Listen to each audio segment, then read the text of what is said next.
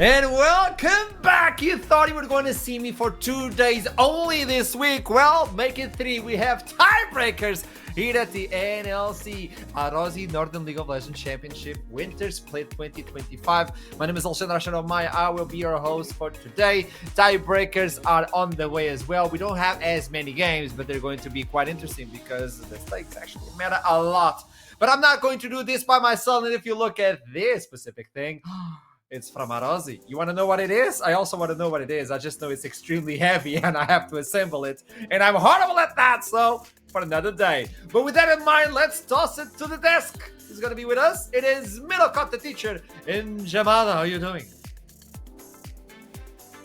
Good. Okay, I was to be here on the desk. I didn't muted. No, I wasn't sure if Middlecott was going to jump in first. He was being a gentleman, giving me the leeway. Look, it's exciting to be on the desk. I haven't been on the desk yet so far, so happy to be here with you, brother. Okay. Before you even open your mouth, Middlecott, on rehearsals, I saw you wearing a tie and a suit. Where's it What gone? happened? What happened? That's fake news. That's fake news. I would never be seen dead in a suit and tie. You know me. It's like the long sleeve shirts or the Hawaiian tops at my smartest. You know were what? so close to greatness. So close. I would have agreed with this, but I've seen you in bandanas for years. Where have they gone? That's the more pressing question, Middlecott. Where have the bandanas gone? For another time, of course. You don't get to answer right now. Who are you? And what have you done with Middlecott? Well, who are the casters? Let's toss it and understand. I don't know if anybody is right now, but it's going to be Foxtrot in here playing. I'm concerned. Welcome, gentlemen. Welcome. Thank you. It's going to be a banger day, isn't it? Chill. Oh, Try yeah. to be chill. We've got Chaotic him. individual. I know. I've just got Archer waiting. He's on eggshells right now, before I slam him or something.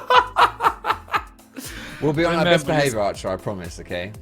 No, you're not. Don't even try. We won't. There's no way.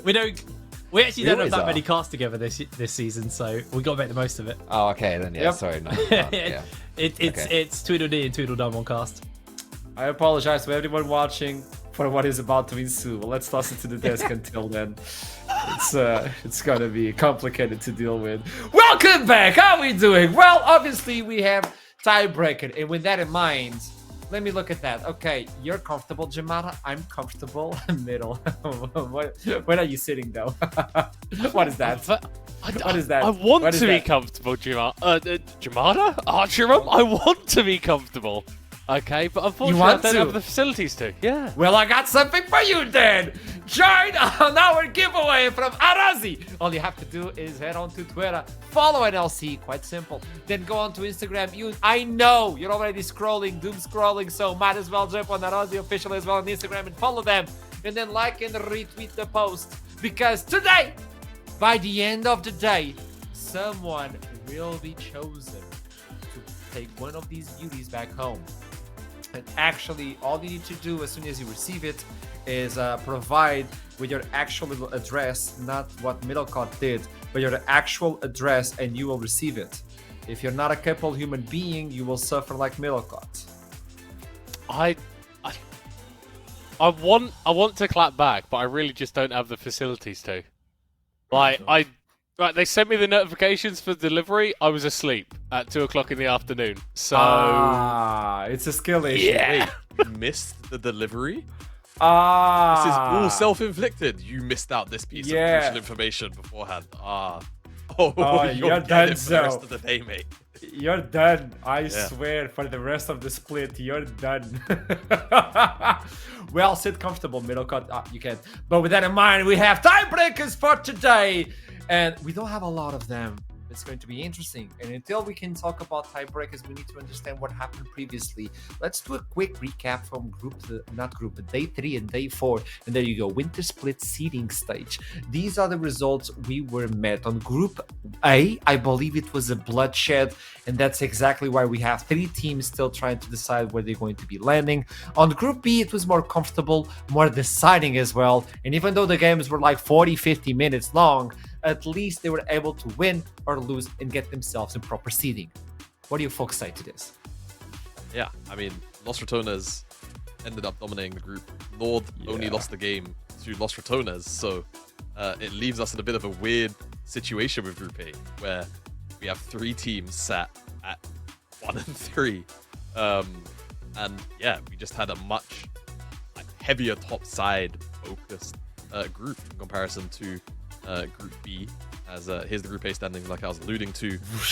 Los Ratones 4-0, Nord 3-1, and they both look mostly infallible, right? Obviously, even the Nord game against Los Ratones, they were winning until basically weren't. Los Ratones shaken maybe a few times at worst, but still ended up coming out on top. Verdant, Bulldogs, and Lightside, though, they're in the trenches throughout all of this group. I agree. It's going to be complicated for them, Verdant, Bulldog, and Lightside. When you look into these 3 individual teams, you always look at them as they have a lot of potential. So why were they only able to get 1 game? And it's quite confusing. We do have a few replays to talk about those days specifically, but also we can try to highlight a little bit about what happened and how it happened and why they were not able to seal the deal. Middlecott, do enlighten me. Well, I'm glad that we're starting on the Los Ratones Verdant game, because this really could have been it here for Verdant. They were absolutely smashing Los Ratones until a sequence of about 4 or 5 mistakes in the span of 120 seconds lost a game that they were comfortably winning. And I think that out of the 3 teams that we've got here in the tiebreakers, Verdant will be feeling the most hard done by. Obviously, with that loss to Lundqvist Lightside, then narrowly losing to Los Ratones, I feel like they are the team that has potentially shown the most, but ultimately they weren't able to get the wins. 1 and 3 in the standings. That's why they find themselves here.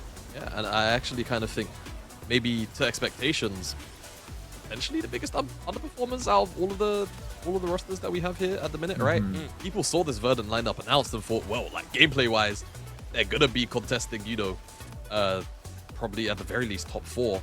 But the struggle that they've had throughout this group stage has been kind of, I really feel like I don't want to say unprecedented as if this lineup has been here forever. But people looked at the Lightside roster and thought, yeah, they'll probably run over the Lightside roster. It didn't really happen. You look at the Nord lineup and say, look, Nord are really good, but at the very least you'd expect this lineup of, of in previous NLC splits gone by, a roster that would probably do pretty damn well and maybe even squeak into an EMEA Masters, hasn't really done that, right? So definitely need to see a big step up from them today, because yeah, as things stand, it would kind of suck for them to, worst case scenario, end up being in that 4th spot and having to play out against, a rich gang that's looked pretty damn good over in Group B. Venom Crest, we get this one. I believe it was the last game we got to see on groups yesterday. The rematch between Ruddy and Venom Crest. I do believe this was quite entertaining. Although at the end we got to see Ruddy just dominating, but throughout the game itself, Venom Crest with rookies stepping up. And I remember when I was talking with the uncles about it, and he was saying, well, we're not that good, so we gotta step it up. I mean, he was honest. At least he was honest, but it's interesting to not only see the curse being broken, but also that even these teams at the top of the bracket, at the top of the feeding chain, they understand that they have to surpass their limits if they want to go to playoffs and win versus like Los Ratones. Yeah, and I think that's what has been sort of most pleasing to me as someone that's been around the NLC for a few years now. There was a lot of talk coming into this split, the likes of Ruddy, Los Ratones, and to a certain extent Nord would just run over everybody. And don't get me wrong, those teams have been very strong, but I think Rich Gang have been not necessarily a surprise package, but a team that was slept on a little bit because the names on that roster, whilst they're incredibly skilled, aren't necessarily as storied as some of the other big names that we've seen. But fundamentally, there has been competition, there have been cracks in these Titans, and you only need a couple of good things to go your way for the underdogs to come in and steal a win. Keep in mind, as soon as we jump into playoffs, we're going to be playing with Fearless Draft, and it's the hard one where you pick, you miss, no longer allowed. So, Xante, I'll see you, mate. That is happy for us. But let's look into the schedule for today and what we have in store for you. What's the menu? Oh, there you go. You got the schedule anyway, okay? Get the schedule in this graphic. Yeah. Right? Let's talk about both of them at the same time. Lightside will face on Bulldogs. Then we get Lightside versus Verdant. And to wrap it up, it's Verdant versus Bulldogs. And we also got predictions, by the way. We kind of mixed in the beginning. And then in the middle, I actually thought I was going to be the only one. But apparently, I I'm think not. you guys are smoking. Yeah, I thought as well. Put down Yeah. Lightside. Have Right, we watched I thought- the same yeah. games? I No. saw this and I'm like, aha, I'm gonna be funny. I think LLS is gonna win and everybody's gonna judge me. And then I look at it, it's like, what is wrong with you all? Right, like, Huh. I look at this matchup between Lightside and Verdant, and I'm feeling like Verdant are coming in, they're trying to be Pep Guardiola, but Lightside are like Carlo Ancelotti, just with the power of friendship. Like, the insane energy coming off of Hybrad, like, and Rusty Sniper in that team, but also just from like a narrative perspective. Verdant, so often so close but so far, nearly took down Los Ratones on Wednesday, and it would just fit so perfectly in the sad things that just tend to happen to this org sometimes if they were to lose that game, and from being so close to actually being near the top of the standings to fall down a little bit in terms of that seeding. On paper, absolutely, Verdant are winning that matchup, but I think everyone's just thought, hold on, Lightside, weird roster, little bit kooky, little bit crazy, maybe they can do something. Jamada, tell me. I know you want to say it. I know you want to say it. Green light. Whatever you guys are passing around last night when you made that prediction, you didn't invite me because I don't know how we could have watched the opening 2 days of games from Lightside and seen how Verdant were playing. And yes, Verdant, like, the end product wasn't good, right? You can't fault that. Actually trying to close out games, snowballing leads efficiently, not great. But the overall floor of this team is still, to me, significantly higher than anything we've seen out of Lightside so far.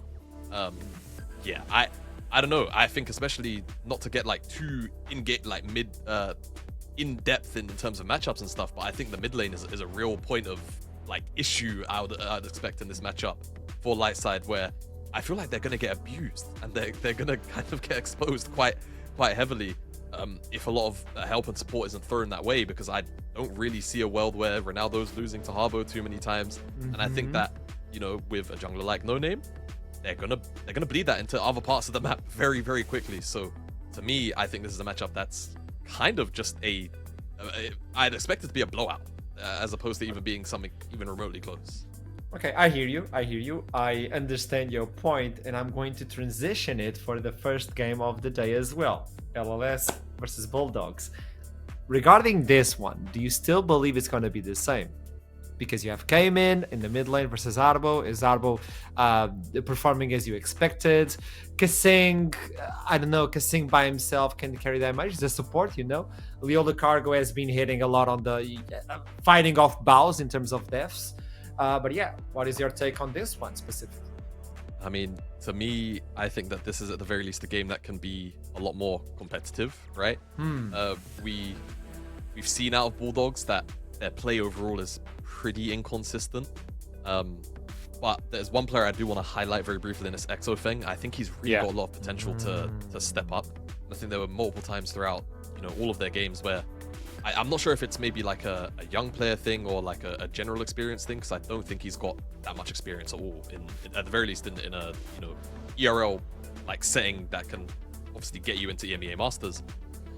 I think he needs to find his confidence a little bit, because to me, he's the kind of player who's put himself in positions where he can take over games, or he's been handed the mantle to do that, and he's just fallen short on execution. So I really want to see him step up, and I also want to see Bulldog try and play around him, you know, a lot more proactively in terms of giving him resources, because it's not something I feel like they've done very well so far. And again, he's a player he's already had excellent games, right? And that's the thing. I want to see him have more excellent games, because at 17, it's a pretty big accomplishment to come in and look as good as he has at so many points so far in the split.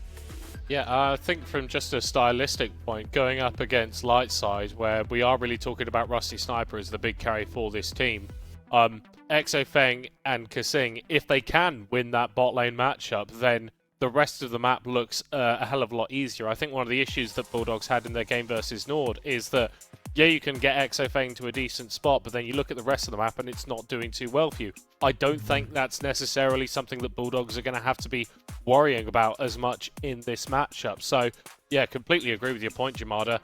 Bot lane is going to be very important for this game, but Harbo, again, going up against Cayman, that is going to be very, very rough as well. We've not been massive fans of Harbo's laning. It has been one of the weaker elements of his game whilst he's been in the NLC, not just this split. And I think Cayman is someone that has had some pretty decent performances, even against some of the better mid laners in this group.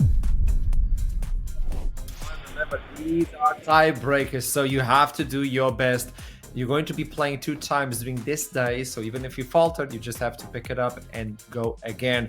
Corki being removed, please do what we said yesterday, remove Skarner from the champion select. Draven also removed, a lot of attention because Exofeng exists. What else are we taking attention towards? I mean, it should be the usual suspects, right? Skarner. This ban right here, right? Lightside, we're going to get that ban out, I hope. Things like Cassante, Kalista seen a lot of attention as well, and that's also another one of Exofeng's, you know, kind of specialist champions. I think we can up that. So yeah, those are the kind of champs I'm expecting. Gone Vi as well, maybe sometimes seen the first rotation. Sejuani, depending on the jungler. Just these very powerful, well-rounded picks that are just a little bit too strong to leave open a lot of the time. Varus also falls under that wheelhouse too. Yeah, despite Rusty Sniper's not great performance on it in the previous game, still just an absolutely disgusting champion. I do wonder how much Bulldogs are going to be looking to target Harbo. Not necessarily, obviously, in this first phase of drafts, but if that mid lane pick is left up available in the second phase, and maybe just from a compositional standpoint as well. There you go, taking off. They had the warrior side. That was, took them for a long time. My breath a little bit. But yeah, that leaves the door open for a lot of first picks here from Bulldog. It really just depends on what they want. Wukong as well, I think, started to rise in priority as, to me, I've been saying for a little while, I think Wukong's probably the best jungler in comp right now. I think he fulfills both the skirmishing role really well and the team fighting role really well. And he also facilitates other primary engagers, right? Things like the Rel, things like the Rakan, he just does excellently with. So I'm excited to see that as a rising priority and a first pick here for Bulldog. And on the opposite side, I think the answer's swift and very quick. Ezreal, one of the best self-peeling ADs in the meta right now. And then Amumu as it's kind of a weird niche counter answer to Wukong. Really good at skirmishing, surprisingly, but of course the ultimate is where you kind of make a lot of your money. You have to pair it up with other big wombo combo ultimates.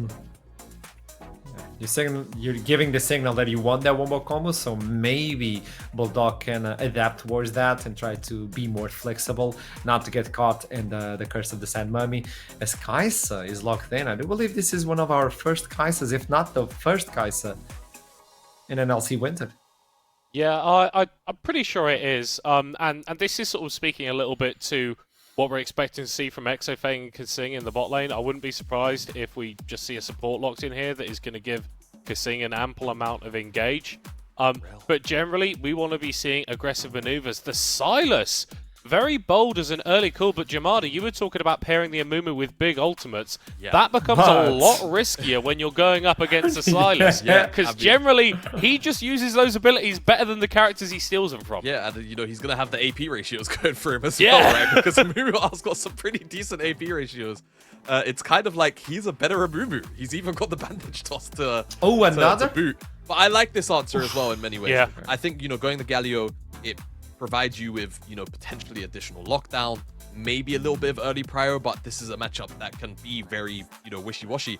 My only concern is that it's Harbo piloting it. That's genuinely it. I think that the fact that you've got a matchup which is kind of defined as to many a skill matchup, but also one that probably leans a little bit more in the favor of Silas, you've got a situation where, cool, you're going to have maybe some global presence, but how often is this Galio going to be able to move out of the lane if he's laning into a Silas? And then he's also maybe got to worry about a Wukong coming out of Fog of War if you're not controlling vision. So I think Lightside, theoretically, good, but also we'll have to kind of see how this is piloted out. There is still, of course, the opportunity that it gets flexed bot lane into Leo Lucago's hands, but it's not something we see super frequently at the moment. Yeah, and I think that those potentially losing lanes could be really bad news for Highbridge, because whilst Amumu is great when he's going forward and ganking, like, his clear, really not all that good, especially in the early levels, so that's something that can be punished if you've got a strong mid-jungle skirmishing duo, like, I don't know, a Silas and a Wukong. Like, that sounds like it'd be pretty able to get up and in his face. Bans in the second phase, though, bit of a focus towards the top side, with bot lanes, mid lanes already being looked at. When final ban, top lane, yeah, they're going to keep pinching on the top side. They know what they want to play. Renekton is out, and Bessa got to see the light of day yesterday a lot. We got the Electrocute, the Grasp of the Undying, a few different play styles as well.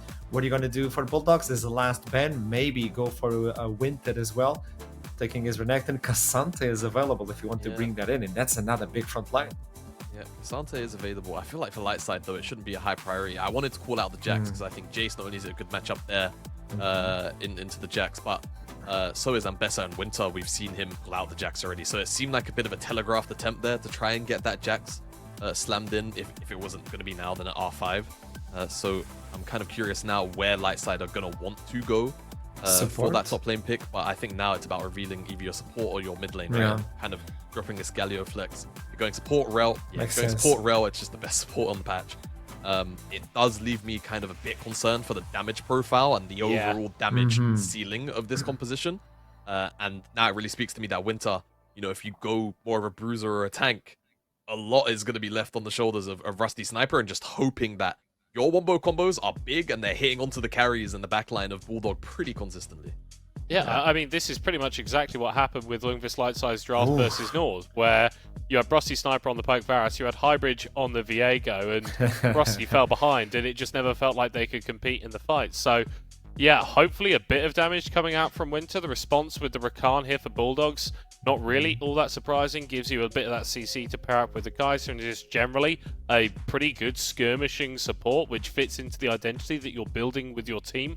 It's not about massive wombo combos. It's about splitting up team fights, turning him into little 2v2s, 3v3s, and I think the Aatrox just plays into that even more. Oh, are you accepting the challenge? Are you accepting the challenge, or are you going for something more bulky as the Xante? But then, as you stated, Jamada, that damage is going to be really low. I even thought about the Rumble, but that's too much EP. Okay, run it down. Run it down. I like it. I like it. I mean, I'm not super sold. I don't necessarily know how this matchup in the top lane goes on a 1-to-1. A 1 versus 1 rather.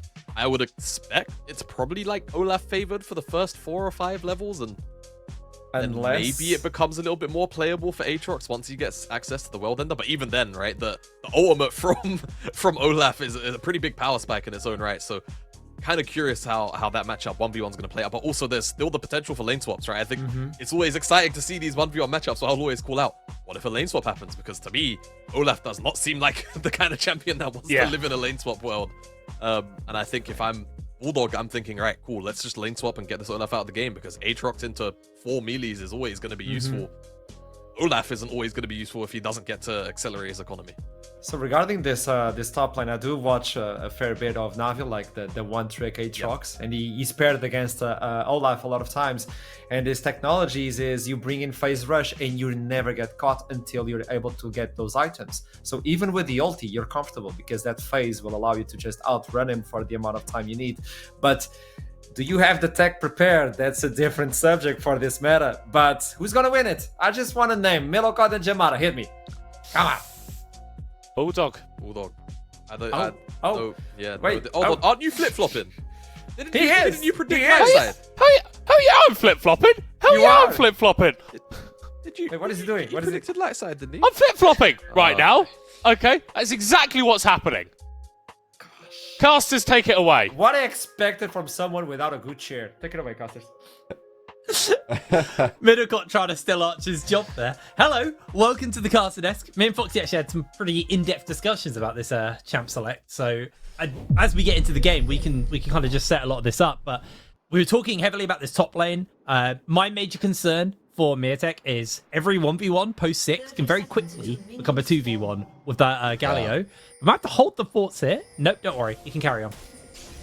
I mean, I haven't started, Jake, but I will carry on.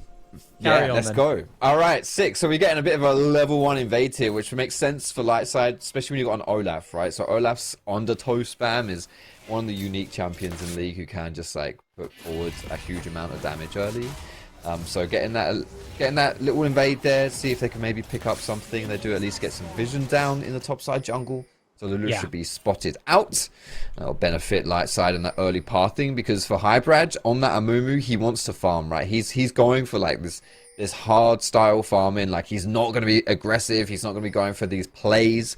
He will just be very herbivore jungling early on and trying to get to that 6 ASAP. Yeah, it's definitely going to be the game plan. I feel like 6s across the board are going to be the major point for teams to kind of pull that trigger. There's so many impactful ultimates here. Came in, I honestly think he's going to have a great time. He's got Relo, he's got Galio, he's got a Mumu ult, he's got Olaf ult. I mean, even the Ezreal ult's okay, but like, that's probably one of the weaker ones he can be taking for his team. He has so many big impactful ultimates that he's going to be able to take away in fights. So I'm really excited to see how Cayman's going to perform on this, because we actually had another little discussion when we got earlier on while we were behind the scenes where we were talking about the teams. I had questions about Cayman after week 1. I think they were a little bit slow to react to certain plays, and I kind of cast my mind back to when he was on oh my god, I forgot the name of the bunny champ. Aurora. There we go. Yeah. TPing up to top lane, just rocked up to the fight after the fight was done. And I think this is something which we're still very early into the season and very early into the TP changes. So teams are slower and still learning how to use the teleport effectively. So I'm excited to see, you know, how much growth we see in Cayman, because you were kind of saying that you actually see a lot in this guy. You were quite impressed with Cayman's performance. I'm quite high on Cayman. Yeah, I cast my mind specifically to last week. I think that Lightside had a pretty good week despite going 0. Lightside, excuse me. Bulldog went 0-2. Lightside of the other otherwise. Yeah. And yeah, Cayman was really solid. So they went up against Nord and Los Ratones, right? Was their week 2 matchup. Like, that is just not fair. That is just not fair scheduling. And against Nord, it was the blind Yone pick for Cayman, and he got counter picked on the other side. Yeah. Versus No Way, right? And No Way's no slouch either, right? He's absolutely no slouch. But he even got some solo kills in that matchup, right? Like, Yone versus Cassio is not a matchup that Yone has any fun in. But he did really well. And then even again on the Swain, when Bulldog went for that 14 fight comp versus Osradonis, like, there were moments there as well. I do think he's been surprising for me for Bulldog. He's been a very solid player. I had my eyes on the bot lane for Bulldog coming into this split, but I would say he's their best performing player so far.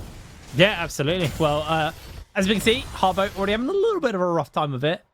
Silas passive, it's a brutal thing. When he gets in, he can just keep racking them out because they stack up.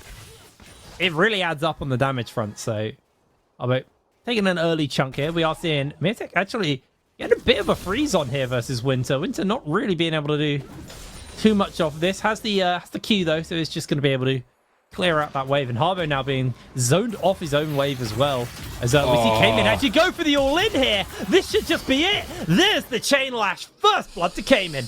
That is tragic for Lightside. Harbo loses his flash and Cayman doesn't have to blow a single summoner either. Really threading the needle, Cayman, on those chains as well. Take a look at this engage right here. So he goes through the minion wave that's coming. So I don't think Harbo was expecting this. Like, he gets that trade back, but with Conqueror stacking, the level up coming through as well.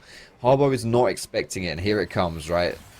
That is just sexy. It is sexy, and when that flash is down, Kamin just knows. He's confident he doesn't have to flash follow as well. Yeah. That is a poor start for Lightside, and this Silas, who already has some good ults to steal and be a terror in those team fights, is accelerated with first blood. Yeah, he really is. But we are seeing Highbrush make his way over. I don't think he can see them. No, so he hasn't been spotted as he snuck into that bush. Here, Cargo may look to just jump forward, goes for the lockdown onto Kasing. They saw him there, and Bulldog effortlessly able to sidestep away and evade getting caught out by that gank.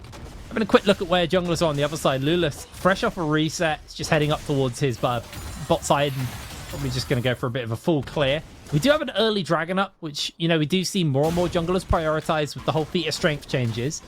We could potentially see that one, but I don't think Lulus's lanes are in a particularly good position for him to go for that off the bat. So it may just be a clear up towards Grubs and fight for Grubs. Yep. Exactly, and what's important to note here is because Highbridge went for that bot gank, he lost a little bit of tempo on the map. So whereas Lulush was almost at his Krug camp, Highbridge was just leaving spawn. So it's not a huge amount of time difference because Amumu clears ridiculously fast, especially at this top side where it's AoE camps, which Amumu thrives in. But Lulush overall, when it comes to that full clear, will have the advantage. And something which I don't think we talked about on air, at least, but we were talking backstage a little bit. The downside of this Olaf picking the top side, who is a mega scrappy champion, wants to be getting dirty, getting involved. Like, the 2v2 is just not there with Amumu. Harbo getting jumped onto. I don't think he's under any real threat right now. He's just going to get sent packing. Just to kind of finalize on your point as well. Early Amumu, because people go Leandris first, you're a lot squishier off the bat. So more likely and more susceptible to be getting chunked out in these fights where, you know, once you got that Sunfire cape and you're a bit tankier, those top lane fights definitely are a little bit more comfortable. But Winter, once that 6 comes in, he's just going to be able to ignore Hyperage and go for it. And it looks like both junglers are in the area. Lulish will be spotted out here. I believe he was seen on that ward as Hyperage in the area just in case. But it's all about these grubs. That's what the teams are playing for. Miatek and Winter both have 6, and Miatek's just trying to catch this wave. Leola Cargo has come up. We haven't seen Kasing match either, so Miatek may just have to play a bit of evasion games right now. We are seeing potentially a big chunk onto Harbo coming out from Kamin, so with that 6, he can join up into a fight on Grubs if it is to break out. I think that maybe just be where the game plan is get pressure mid and then move Kamin over. Just too slow though, Bulldog, and this is really surprising for me because they don't lose this. This works out well for them as a team, right? Before Mumu hits level 6, this is a good fight for Bulldog, and now they're finally going to commit to it. There's one grub left. Yeah, able to get the smite down. Arbridge didn't have his one. Honestly, it kind of falls on the fact that Kasing didn't roam and Leo Lucago did. Yeah. That was what scared Bulldog off enough. And ultimately, this favors Rusty Sniper because they had to rotate their entire bot lane over to try and make sure that they had some level of a contest coming in. And Rusty's able to crash a wave, reset, while Bulldog, their mid lane is now currently just dealing with the state of mid lane. And then they're going to have to move back down to bot off the back of that. I say that, it looks like Kamin's actually moving bot side instead. So may just have a little bit of a lane swap coming out from our laners here for a second. And overall, that play worked out in favor for Lightside, especially if Highbadge was able to get that smite on the last grub. He wasn't, so it does make it a little bit even because, you know, that in order to get the feat of strength for objectives for grubs, you need to take 3 grubs, right? So that's not ticking away just yet for either squad. But exactly as you pointed out, Rusty Sniper stayed bot side. He was able to just free farm down there, whereas Exafeng and Kasing both moved up to the mid lane. I would like to see this team so far here for Bulldog to be a little bit more confident in their movements to go towards these objectives. Kamin having that curse of the sad mummy probably signals to me that Bulldog are going to try their hand at this dragon. They know they've got that big team fight advantage. Highbridge does have their own ultimate available as well, but I think it's incredibly hard to push in. He's actually going to blow the ult because it was about to time out on the dragon just for a little bit of extra burst. That's going to be the first jungle objective feat of strength ticked off, and Bulldog are the ones to collapse in on that. So a little bit of a misplay at the grubs, but ultimately they have been able to salvage it, at least in the feat of strengths terms. And Exafang able to catch this wave in the bot side. And meanwhile, Highbridge having conceded the bot side of the map with his team because they weren't going to contest Dragon, instead now goes to the top side, which is very smart because as you can see, this is being responded to by Bulldog as well. So you don't want to fall behind, you kind of just have to take bits where you can. He's running away though. I'm not sure why he's not going for the full clear here. I feel like he's wasted a fair amount of time so far this game, going for more proactive plays, but he's a Mumu using that power farming better, and now with the knowledge that the enemy jungler is topside, maybe Bulldog potentially could try and go for a play. He's actually getting collapsed, yeah? Yeah, it looks like Hybrid's getting caught in place. The Infernal Chains hit on, but they don't full commit. They don't send it. I think came in not being able to steal Hybrid's ultimate was probably enough just to scare them off. I'm surprised we haven't seen like a counter gank on the bottom side here with Lulish coming in with the Cyclone and just getting them all knocked up. But he's actually a little bit more focused on just stealing away those camps and being able to pick that up. So no dive coming in, but he may make an appearance here in the bot side. Knockup lands on to Cayman. Cayman losing a lot of HP. Then just Kingslayers most of that health back. And Lulish not actually that interested in going in for a fight. As we'll see, like you say, the Kingslayer and the Conqueror will help with the sustain for Silas. I would have really liked to have seen, though, from these teams here, a bit of a different play. I wanted to see the Mumu farm, like proper farm that up. And I don't think that was the correct answer for Bulldog to try and collapse on the Amumu, right? Like, your strong side is bot side. Just dive. You know, dive Rusty Snapper, dive Leo Cargo. That's the play instead. And if you're light side, like Bulldog played right into you, you've got a Galio mid with the hero's entrance. Yeah. As soon as we saw these people coming up, why didn't you just go for it? Like, you've got a Mumu ulti, you know Cayman can't steal your Mumu ulti because he just did it and it's going to be on cooldown. Then you come in with the charge, Olaf doing Olaf things. Like, I think that's a pretty good fight for you. So, missed opportunity, I would argue, there for Lightside as well. And early on, we're only 10 minutes into this game, and it's pretty close between the two teams. I would have liked to have seen both these teams just have a little bit more of a killer instinct for this game.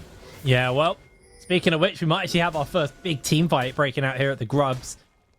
Yeah. You can see the Bulldog are aware of it due to the ward, and Miratech coming in for the collapse. Bulldog sending the whole force of their team into the area. It's just going to be a full-on 5v5 as in they jump. Singh finds to knock up the hero's entrance. Is caught out by Harbo. Beautiful charm. Curse the Sad Mummy comes down. In comes the Galio, finding a knock onto just the clone. Leo's going down. Cayman's able to get the kill. Jumps onto the back line to Rusty Sniper. The Ignite is ticking him down. Dodges the Q. Double kill. Picked up Exofeng.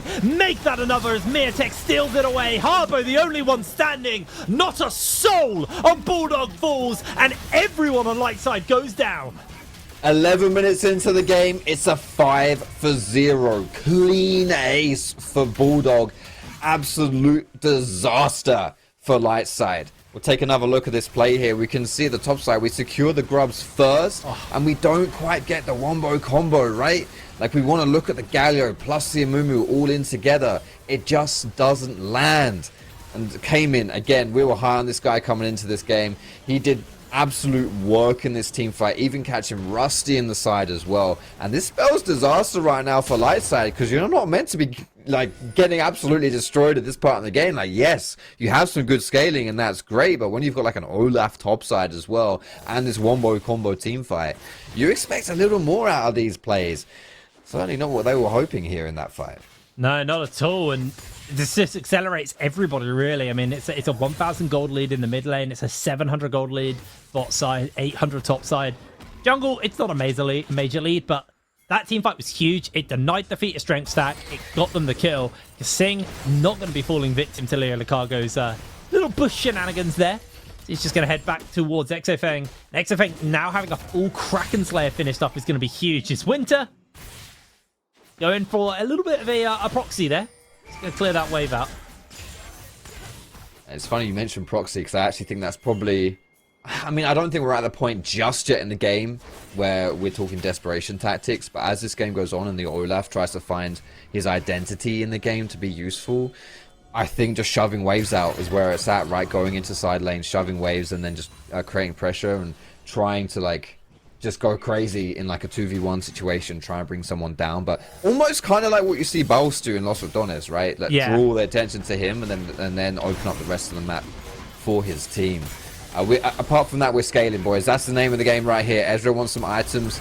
So does Harbour, but here we go. Here's the engage. Magnet Storm does hit onto XFX. XFX immediately cleanses. Massive knockup from Kasing. There's going to be Cayman, though. He's got that Curse of the Sad Mummy looking for an opening. The Cyclone has broken out. Health bars to the side of Lightside are dropping unbelievably low. Harbour being chased by Lulush. Finding the knockup onto Winter. XFX flags towards the safety. 4 members down. 3 members down. Nope, that's 4. There's the Dragon. Maths is bad for Jake.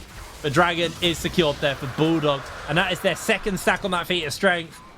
These guys are looking formidable in team fights.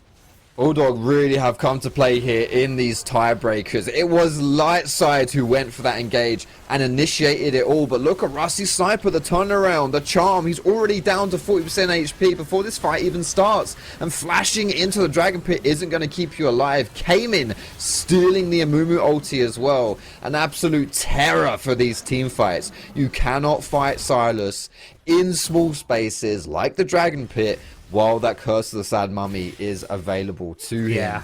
6,000 gold lead right now for Bulldog, and they show no signs of slowing down. You saw that fight break out. Lightside hadn't finished a single item at that fight. I think the Leandri's Hybrid has only just come in. We saw the Kraken Slayer on Exofang prior to the fight. We saw the Spirit Surgeon on Miatek.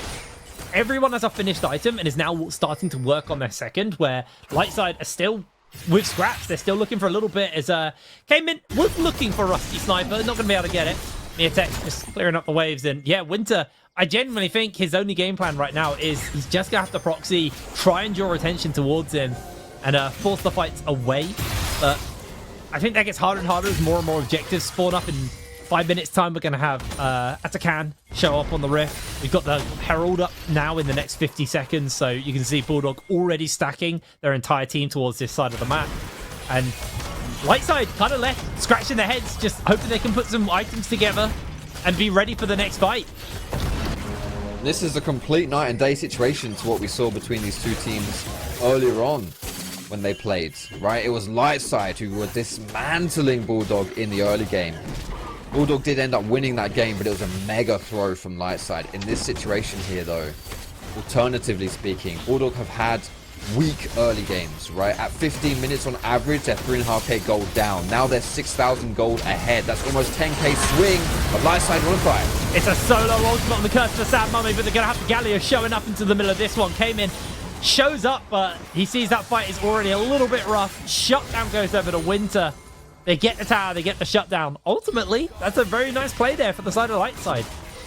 Yeah, that's it. If we're playing the scaling game and we can be a little bit proactive and still get some good stuff, then hell yeah, that's beautiful. We'll definitely take that tower, get a kill as well. So now that's Rusty Sniper able to get something. Should be going towards that Triforce, and the Man Immune coming in next. He really needs to get like 4 items though to be a threat in this game, because Bulldog are just so accelerated, right? They're so scary. You look at the carries, man. 305, 404.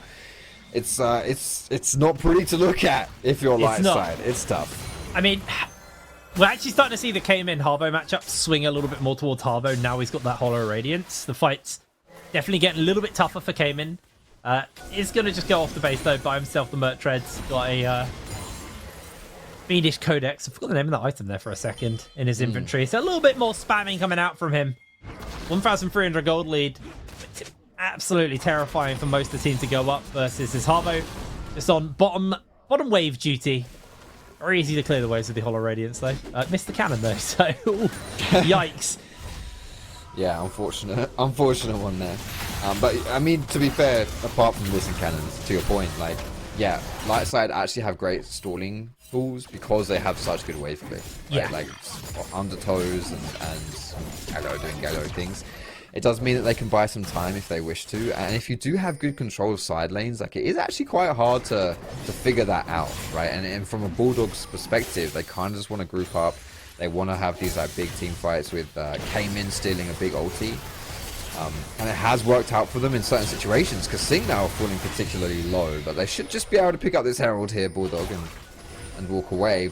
Keep our eyes on the Dragon spawning next 50 seconds, because we've seen both these teams, they just always fight. None of these teams want to concede anything on the map, and I think that works in Lightside's favor. Lulush just pops the clone, runs away. Like you said, Dragon spawning up, so expecting that to be where the next kind of point of contest is, but XFN with a Gwynzeus and a Kraken Slayer versus just the Triforce on Rusty Sniper. That is going to be a very, very hard to kill Kai'Sa. I believe the flash will be up in time as well for that dragon. The cleanse is up. Yeah, 9 seconds till flash, so that's going to be up. Full summoner spells, 2-item Kai'Sa. Going to be a hard one, although Lightside are first to move in the area. And this is something I have noticed about these two teams is Bulldog are a little bit delayed in some of their actions that they take. See, they're still trying to get a grip on the mid wave. And this has allowed Lightside to move in, place wards in the jungle, and have just a good read on where the action's breaking out. The turret does go down, and Shelly is going to get taken on a ride here by Cayman. Oh, no, just doing a quick 180 into the wall. Oh, no. You can't charge now into the tower either. No, that stops the tower charge as Winter just gets a chunk out. In jumps Kassim, though, gets the 2-man. Massive ultimates coming out. 2 Curse to the Sound Mummies, the Cyclones. In jumps the Galio. Finds the knock up onto 2. Monkeys secure to kill us. 1 for 1 so far, but it may go more. The CC immunity is only going to do so much. XFN free firing out the backline. Down goes Harbo. And it is an easy tidy up. Bulldog take the fight. 4 kills for Bulldog. There were some very low health bars, and that was looking a little hairy at the end of it there. But it's what we expected. They're too far ahead for Lightside to fight, and a fantastic engage here from Kassim. That's not it. That's an unfortunate Shelly play. As he goes for the bend, it doesn't quite work. Take that's fine. Oh, okay. Kassim's just gonna fall to Rusty. I was wondering why we pinged that on the replay. That's why. Yeah, that was, yeah, we saw it. Sorted. Nice, right. Atakan is up. Bulldog currently trying to get some level of grip hold on it, but with resets coming in, people spending money, XFN upgrades his boots. But again, it is Lightside who are into the area first. They're the team who are getting control of the area. Looking to play contest on that, while XFN's had to be sent mid to go tidy that wave up. Miatek is going for his own reset and spending his gold, and does have the Voltaic sword on him now, so has got that item advantage. But Bulldog, they're looking for Rusty. Rusty going to take a W, goes to the E. XFN's not going to follow, but the ultimate wasn't up. That's probably why. But in jumps came in, catches him, forces the flash out of Rusty. Leo Cargo is going to try and make his way over. Massive chunk onto Rusty. Flash burn as Atakan is up on the map. Scary stuff.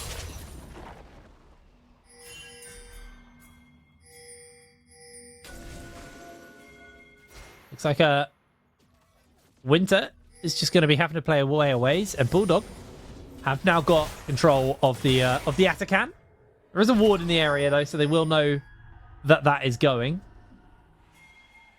Looks like it's just going to back off for the moment. Came in, going to take himself. There's tower. Atakan not being started up yet. I think Bulldog may be waiting for a better opportunity to grab it. Came in, does have that teleport, so can get up there if they need to. As the rest of the team just getting control of the jungle, getting set up for this one. There's Miatek in the area. Lulish coming in, looking for Winter. They got the monkey spin, going to throw it down. XFN continues to chase forwards, going to get a whole heap of damage down. He is going to get the shield off, but XFN slides in, finds himself isolated, flashes away. He's going down. The shutdown goes to Leo Cargo though. It's in jump Harbo. Taunt lands, high breach low. They try to get him off with the snipe. They're not going to be able to find it. Came in, finds himself in the middle of all of this mess as Lightside have found their opportunity for a turnaround, but the damage from Cayman is huge. Rusty continues to fire off. The taunt isn't going to hit onto anyone. Lulish can't chase forwards. Rusty gets caught out by the knock-up, and he is absolutely obliterated, liquefied by the members of Bulldog. Harbo can't stand on his own anymore as he falls to Lulish too. An absolutely huge fight for Bulldog, and they should just be able to get Atakan off the back of it. I still don't have Foxy, so I'll round that fight up for you. Shutdowns onto XFN. He dove a little bit too deep. We'll probably get a replay of that in a moment. As that came in, it wasn't going for a kill. He's just going to steal away the Amumu ultimate and get himself set up for the Atakan fight, which is probably going to quickly follow off the back of this. I mean, boots upgrades are starting to come in across the board as well. Here we go. We'll have a look at the fight. Nice little opener. Lulish sneaks in with the invisibility from the clone. They blow everything onto Winter. XFN, I think this was where his mistake was. jumps in forwards, goes for the kill, forced to flash out, but there's just too many people surrounding him, so he finds himself taken out, gets taken down. And then from this point, Cayman almost gets the steal with the Rusty Sniper ultimate, but he stole away. But just too fed at this point, too much mobility. The Conqueror keeping him alive, and Lightside over-greed here. They chase for another fight. Rusty ease forward and getting caught by Kasing. And it felt like, had prior to Rusty eating forwards, Lightside should have stepped away from this. They should have been happy. They should have taken that kill, moved off, and gone, we don't need to take more. We'll just take our resets. Have I got Foxy back? Because I can hear you. I hope everyone at home can hear you. I can hear you. We can't hear Foxy. Okay, cool. So I'm just going to continue yapping. Foxy, fix your damn computer. I don't know what's going on. Yeah, I think, you know, so far from this game, while I wait for Foxy to fix himself, we've seen, you know, Bulldog, I think their team fighting has just been way cleaner on the side of Lightside.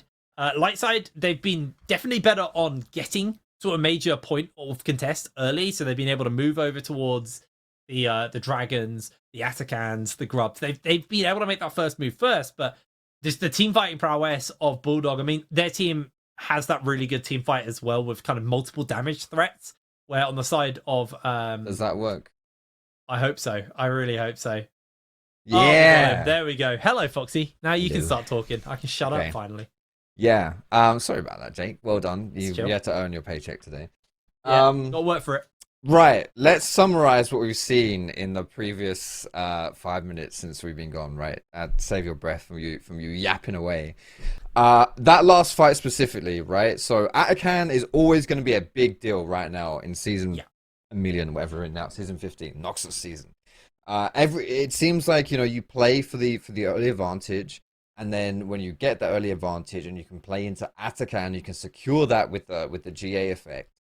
You just use that to win the game.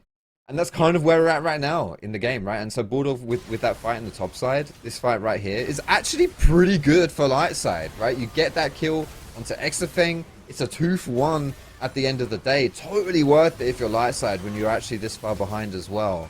Like, absolutely worth it. But unfortunately, Lightside keep chasing the fight. They get greedy. They want more. And you've got to keep your eyes on Rusty Sniper because he's the one that gets caught out right here. And as soon as he dies, it is all over for Lightside. That arcane shift forward is just a little bit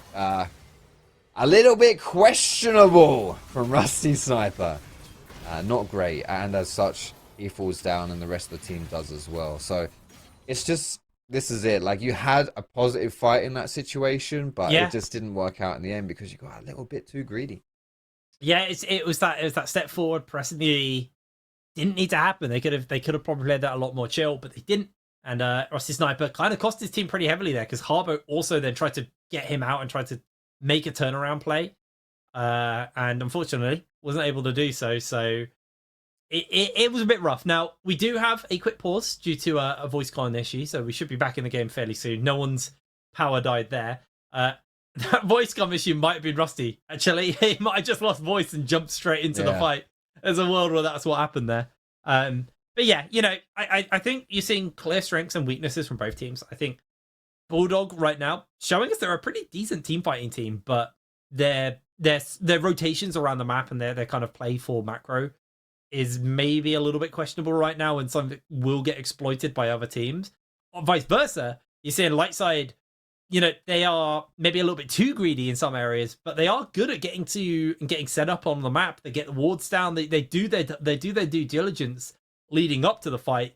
It just kind of crumbles once the fight starts out, and I think that kind of snowballs off that first fight just going so horrifically wrong. Like a full ace very early in the game cost them so heavily, but now they're on a massive back foot. To say it's over would be a complete lie, though. I mean, the Wombo combo, the CC options available to Lightside are there.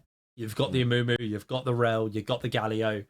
It's my issue is just you don't. Where's the damage? Like, you got Rusty Sniper, who's obviously single target focused. You've got, you know, an Olaf who can be a menace on the backline, but Olaf's great into things like Ashe and Varus. You know, the champs who are very immobile. You jump onto that Kai'Sa, she's just going to zip to the other side of the fight away from you and join her team with a dive. Yeah, although you could get the Kaiser to zip into the middle of your team under a turret and then die. So that could happen too. I actually think that it's been a tough. These team fights have just been a lot of misplayed situations. I'll say it right now. That's kind of what we're experiencing. But this game will come down to who can team fight better. It will do, but unfortunately we have a little bit of an extended pause on the back of this one, so we're going to throw ourselves to a quick break, and we'll be back with this game as soon as possible, so we'll see you in a moment.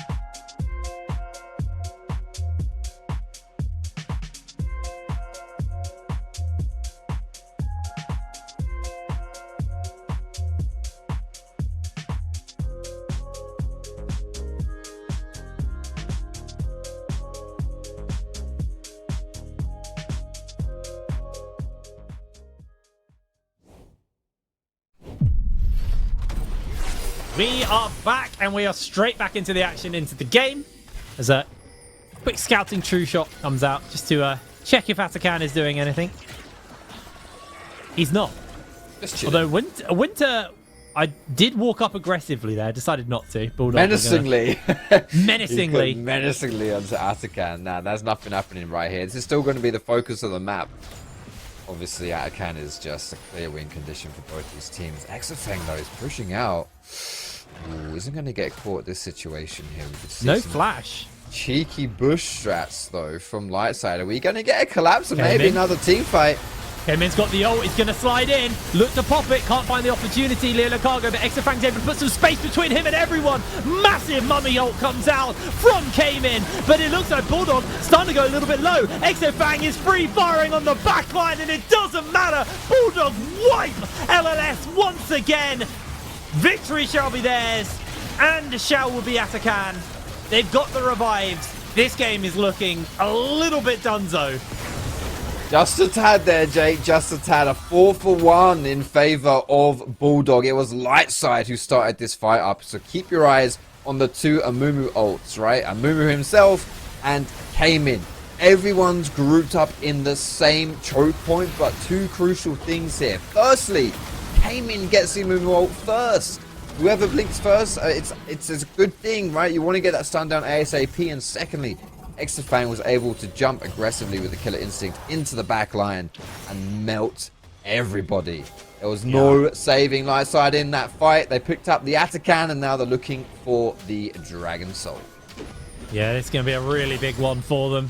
Came in even by the Medjais on this base. He is feeling incredibly confident, and multiple times he has walked out of a fight with a sliver of HP. Sing's just doing a light bit of scouting. Probably needs to be a bit careful. He just used his W, but I think they're going to play a little bit more careful. So they just step off, as Dragon Soul will be secured for the side of Bulldog. 25 minutes on the clock. They've got the revives. Honestly, I think all they need is just one big force of a fight here, and they can then turn the tides of this game, as Rusty Sniper might find himself caught out. He eases into Kemen's waiting arms as Exafang takes him down. They're now looking for Harbo. Kemen stealing away Harbo's ultimate. The Ignite actually was thrown onto Harbo, who's ticking down a little bit low. The Bulldog, they can just full send it onto this tower. Again, they've got the revives. This is a completely riskless push from them. They'll be able to crack an inhibitor off the back of this one. I don't know if they've got a big enough wave, but I mean, with the revives, you might as well flip it. You can find a fight angle, looking for an opportunity here from Kemen. He misses it, but the Magnet Storm comes down into the backup. There's going to be the lockdown from the Amumu, but you can see Exafang trying to free fire off onto the back. He is doing a fair amount of work, secures a double kill for himself, as his team just teleport back in with the minion wave. They've still got a couple of revives. As long as it's not Kemen going down, they're all sitting happy. Tower should crumble. They're going to force the revive out of one. Winter looks to chase onto Exafang, who is just making a run for it, but he may just turn and get that revive off, get that withdraw off. They chase onto Rusty. Rusty has to E away. Remember, inhibitor towers do respawn. I mean, this was a terrible fight for Bulldog, but it doesn't matter. It doesn't matter. I don't. That was a TP flank from Harbour. Okay, well, he's going to fall down there, and that's going to be Nash as well. So, yeah, this next push, you've already broken that inhibitor turret. This time around, you're going to be able to have these Baron-empowered minions as well. And for the credit of Bulldog here, this has been the best game that we've seen them play by far. They've actually looked pretty shaky up until today. But this game has been clean. It's been well, it's not been clean, but it's been convincing. It's been convincing, and they really have shown the caliber of what we were expecting of these guys coming into this. I don't think we. Oh, okay, flashes, re-engages onto Winter. Does have that Kingslayer, uses it on the minions to break away. Winter's ultimate times out, misses the undertow, is able to walk away. But yeah, just quickly wrapping back to your point, away from the action. I don't think we're expecting a clean game from any of our teams today. They are 1-3 in their group. They haven't been overly performing, but to see a strong showing like this is a really good sign for Bulldog going into the playoff section of the tournament. They're starting to look a little bit more cohesive. Their team fighting is incredibly clean, and they're just playing their comp really, really well. Harbo goes down for a 6th time this game, followed by the tower, followed by his Nexus. Rusty throwing out a true shot, but it's not going to matter. 29 kills in a 28-minute game for Bulldog. They just murdered Lightside. Yeah, that ended up being incredibly one-sided and a very bloody game. And Bulldog, you know, they started in week 1 with a terrible performance against Verdant, losing when they had an emergency sub, an auto-field jungle guy, and you know, whatever. It was not pretty. Week 1 didn't look good. Week 2 was Los Ratones and Nord. Obviously, they lost those games, but they looked better, and now they look solid, right? They look very good. It's an upward trajectory now for Bulldog, and we want to see them keep that momentum. Yeah, it's a major step forward there for Bulldog, but they still have one more game today to try and secure themselves a better spot going into those playoffs. But for now, we're going to throw it over to our desk to break that game down. So, Archer, over to you. Thank you so much. A lot more comfortable for Bulldogs. Meanwhile, on the other side, a lot of concerns for Lightside. What happened? We need to understand. It was a massive one. I don't know. Should we start focusing on the mid lane? I think we should. I think that's a big one. You know what? I'll kick it off. Kick it off. I just want to start actually with the definition of slander. And just to read right from the book. The action or crime of making a false spoken statement damaging to a person's reputation. The crux of that statement there being false.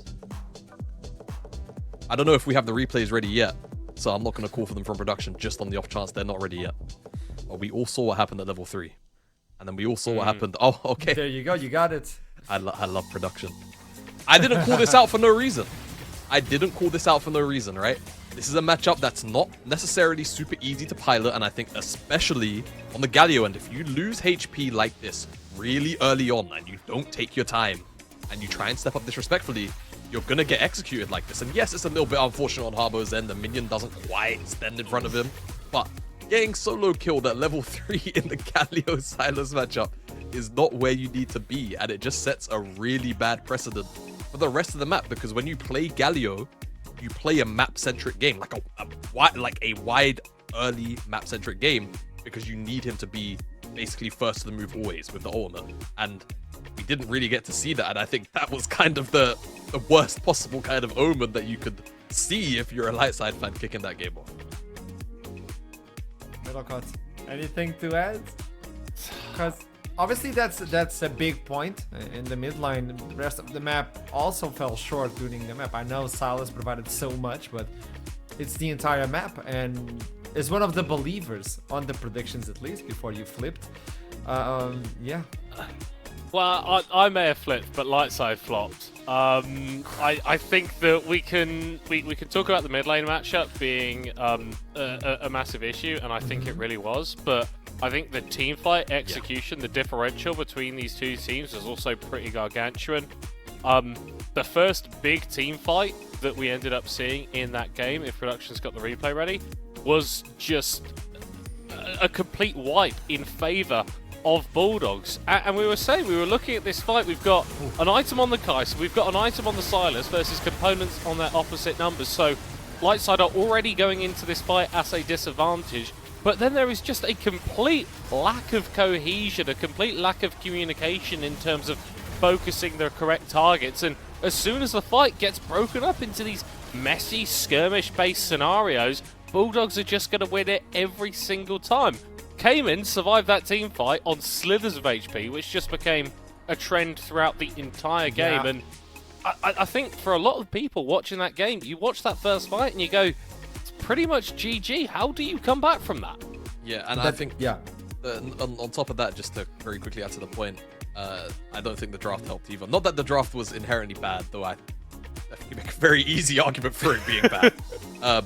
More to the point of, like, I think the obvious drawbacks of running those champions against what you already saw on the opposite end on Bulldog, you were kind of asking for that kind of situation to just occur, where there's just one big threat on the side of Bulldog, or in this case, like 3, constantly, every single fight, right?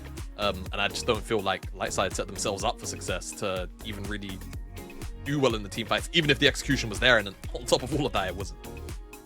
I agree. Also, I wanted to highlight Miatek on the top side, and we were talking about that Aatrox versus Olaf could be concerning. I think he was able to pilot that comfortably. There was nothing happening on the line, and as soon as you get into the team fights, Aatrox is Aatrox, and the bigger the group, the better for him, as he sustains himself with Omnivamp. But the bot lane as well, you highlighted Exofang. I think in team fights, we were so focused on Silas and on Aatrox and the way that Kasing was behaving. We didn't get a lot of attention towards Exofang, but I think he was just outstanding on this match as well. I think every member of Bulldogs just performed to the maximum today, which makes me wonder what happened previously for them to be 1-3. It's They hard to weren't say. playing against Lightside. It's hard to say, right? I think at the end of the day, teams can have off days and on days. This is definitely a much more on day for Bulldog, clearly. Not only was their draft cohesive, their team fight, you know, the target calling was significantly better, right? And this is another really solid example of that. Despite the fight almost starting off really poorly with Exofeng getting caught out, cleanses the initial engage, ice it out, and he knows his target. His target for him is just Rusty Sniper. The rest of the team is doing their job, playing the front to back, playing who's in front of him, and then coming to back up Exofeng once the fight's cleaned up, right? So good. It was just generally really well executed throughout this game from Bulldog in terms of that team fighting aspect of their game. I don't really have much more to say. I think that when it came to positioning, when it came to always being ready to react to plays from Lightside, they were there. I agree. And the graphic itself shows the way that not only EXO but also Miatek behaved. Even with Olaf trying to bring in the damage up, it's not the same. He was able to pilot the team fight so well. And the Atakan one, well, Atakan has been such a pivotal objective for everybody. Not only when you have it, obviously with a false life, but it looks like, and it's becoming a trend, especially on NLC, as you invest in finding the Atakan, there's not a really good way to get out of the Atakan. It's like if you commit, you're done. There's no way out. You overcommit. Well, It's dangerous, you know? The nice thing about old Chemtech Cell, okay? The nice thing about old That was a Chemtech nice- Careful! Careful! Okay, You're treading on you thin needed, ice! you needed to put a little bit of time into actually getting it. You needed to stack those dragons up in order to secure this really disgusting buff. But with Atakan, I feel like the barrier for entry is just way too low. Right? Like, you've got the Q skip at Thorpe Park, okay? You can just go on that ride, and you don't have to do anything in preparation at all, which I think is why we're seeing teams flock to it so often. It's why we've seen a couple times games thrown on the basis of these Atakan fights, because it just gives you a free team fight. And I think beyond that, it's just the fact that you don't even die, it's the fact that you immediately back out on the map. And then you can just reassert yourself. It is such a massive point of pressure if you gain it for yourselves. It's why we see all these fights around the objective. And I mean, if you're already winning, having a free team fight, it just makes you snowball even faster. And the 100 gold, when you have like big shutdowns and you kill the ones that you want that shutdown, and you're like, oh, you got 100 gold. Cool, I can buy 2 pots. But yesterday I was met with someone that was trying to, it's a reality, trying to defend the Atakan, saying, well, at least you can only get 1 revive. The dragon was one more revive.